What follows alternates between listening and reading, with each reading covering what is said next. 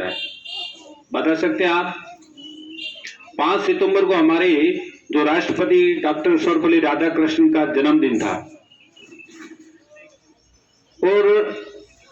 Doctor Radhakrishnan जी हमारे शिक्षक वर्ग से इतने आगे बढ़े कि वो राष्ट्रपति तक पहुंचे। तो जब राष्ट्रपति बने पहली बार राधाकृष्णन जी, तो उसी के विश्वविद्यालय से कुछ छात्र उनसे मिलने गए और उनसे अनुमति मांगी कि क्यों न आपके इस 5 सितंबर का जो बर्थडे है, आपका जन्म दिवस है, इस दिवस को हम शिक्षक दिवस के रूप में मनाएं। तो इस बात को सर्वपल्ली जी ने स्वीकार करते हुए कहा कि ये शिक्षक दिवस के रूप में आप भले ही मनाएं, लेकिन इस दिवस को शिक्षकों को समर्पित करके मनाएं। इसीलिए ये परंपरा तभी से चली आ रही है कि इसी दिवस को जब हम पढ़ते थे तो हम भी 5 सितंबर को मुझे भी एक बार अध्यापक बनने का मौका मिला था जब मैं पढ़ता था, और आज आप भी इसी रूप में आपके अंदर से ये बच्चे हमारे सामने हैं। तो ये एक इसमें ये उम्मीद बनती है कि हमें ये सीखने और समझने का मौका मिलता है कि शिक्षक बनकर कैसा अनुभव होता है, कैसे पढ़ाया जाता है, कैसे क्लास के अंदर डिसिप्लिन, अनुशासन और व्यवस्था को बनाए रखकर अपन जो बातें बता रहे हैं वो आगे वाला ग्रहण करने की स्थिति में उसे लाए। बोल तो कुछ भी सकते हैं, लेकिन आप उसको स्वीकार करने के लिए तैयार हो कि नहीं हो, ये जिम्मेदारी भी शिक्षक की है। तो इसके लिए मैं तो आपको हमेशा ये बात कहता हूं कि जब आपको कोई भी अध्ययन कराने के लिए आए, आपको कोई बात बताने के लिए आए, तो कम से कम आपका ये एक एटीट्यूड जरूर रहना चाहिए कि हमारा ध्यान उनके अलावा कहीं नहीं हो। इस संसार में कहें या इस भारत देश में कहें, जो महान लोग हैं सरकारी क्षेत्र में, प्रशासनिक सेवा में, राजनीति के क्षेत्र में, विद्वान लोग, समस्त लोगों के जीवन में कभी न कभी किसी न किसी अध्यापक का बहुत महत्व रहा है, तब जाकर वो ऐसे महान इंसान बने हैं। ये आपको बात मान लेनी चाहिए। कोई भी व्यक्ति है, राष्ट्रपति बना, आईपीएस बन गया, कलेक्टर बन गया, लेखक बन गया, कवि बन गया, लेकिन उनके जीवन के अंदर किसी न किसी एक महान अध्यापक द्वारा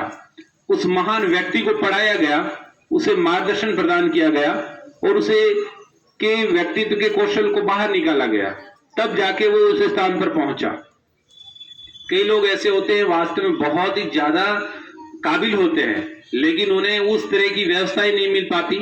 कोई मार्गदर्शन प्रदान करने वाला व्यक्ति नहीं मिल पाता, तब जाकर वो उस स्थान पर पहुंच नहीं पाता जहां उसे पहुंचना चाहिए होता है। और प्रत्येक व्यक्ति के अंदर ईश्वर पूरी तरह से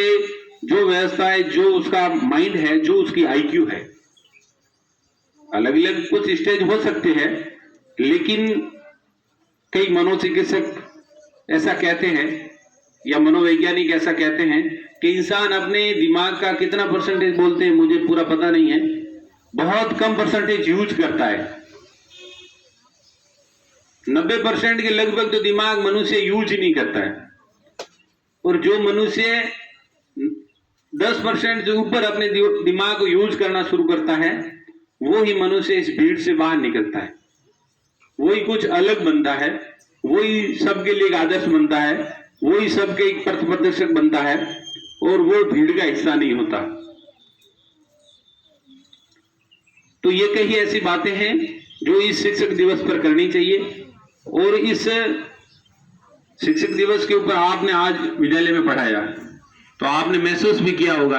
कि जब बच्चे डिसिप्लिन भंग करते हैं तो कैसा अनुभव होता है। जो पढ़ाने वाले हैं उन्होंने महसूस किया होगा, उन्हें कितना बुरा लगता है जब वो पढ़ा रहे होते हैं और पढ़ने वाले बच्चे उनका ध्यान नहीं दे पाते, वो समझ नहीं रहे, उनको ध्यान भटका रहे हैं। और क्लास के अंदर एक बच्चा अगर डिस्टर्ब करता है, ध्यान को भटकाता है, तो पूरी क्लास का माहौल, पूरी क्लास का जो लय और ताल और गति जिस तरीके से अध्ययन में चल रहा था वो अवरुद्ध हो जाती है।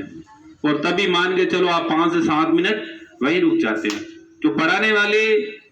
जब पूरे दिल और लगन से पढ़ाने के लिए आते हैं, उन्हें लगता है कि ये तो जैसे विक्रम जी ने अपनी पीड़ा जाहिर की कि कम से कम आपको ये आभास हो जाना चाहिए कि हम किस उद्देश्य से यहाँ आ रहे हैं, और जिस उद्देश्य को प्राप्त करने के लिए हमें जो सहयोग कर रहा है उसके साथ आप पूरे मनोयोग से लगे, तभी हमारा ये शिक्षक दिवस और सर्वपल्ली राधाकृष्णन जी के इस जन्म दिवस को आज जिस उपलक्ष्य में मना रहे हैं वो पूर्ण रूप से सफल हो पाएगा। तो बहुत सारी बातें हैं जो की जा सकती है, लेकिन आप इस शिक्षक दिवस को एक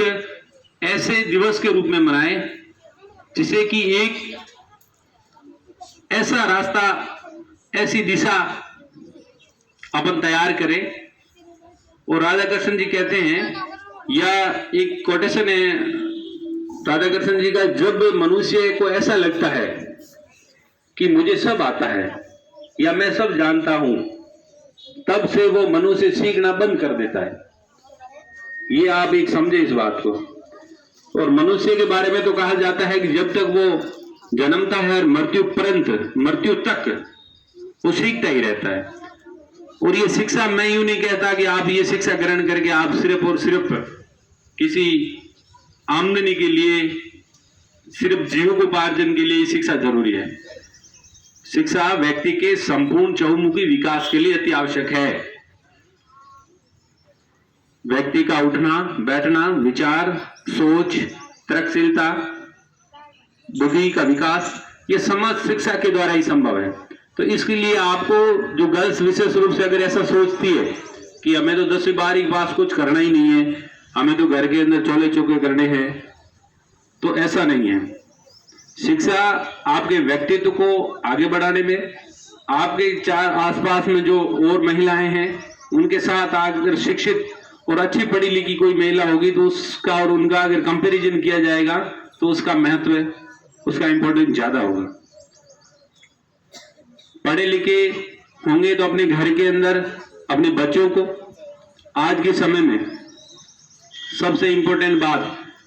जगह जगह इस तरह की चर्चा होती है कि शिक्षा तो है